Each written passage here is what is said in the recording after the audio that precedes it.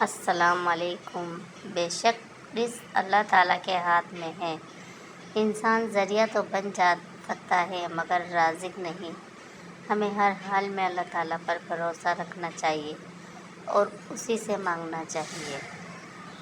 رزق کے لیے کبھی پریشان نہ ہو، اس سے انسان پر بہت جلد بڑھاپا آ جاتا ہے۔ اے اللہ، تو ہمیں ہمت اور طاقت دے اور مرتے دم تک کسی کا محتاج نہ بنا۔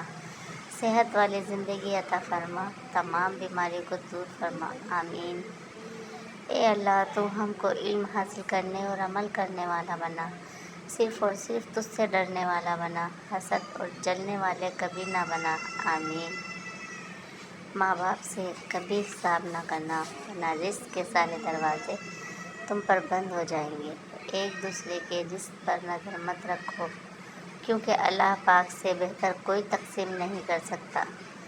جو پرندوں کو بغیر مانگے رزق دیتا ہے وہ تمہاری دعا کیسے رد کر سکتا ہے؟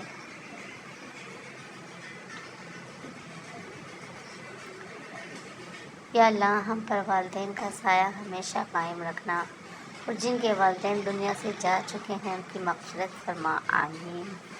جن دعاؤں کی سفارش نہ ماں کے کرے، اللہ ان پر قبولیت کی مہر لگا دیتا ہے۔ یا اللہ، میرے والدین کا سایہ تا قیامت مجھ پر رکھنا اور میرے والدین کی عمر میں برکتیں ڈال، آمین۔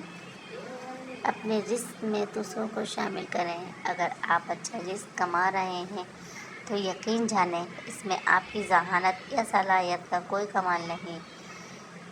بڑے بڑے عقل کے پہاڑ خاک چھان رہے ہیں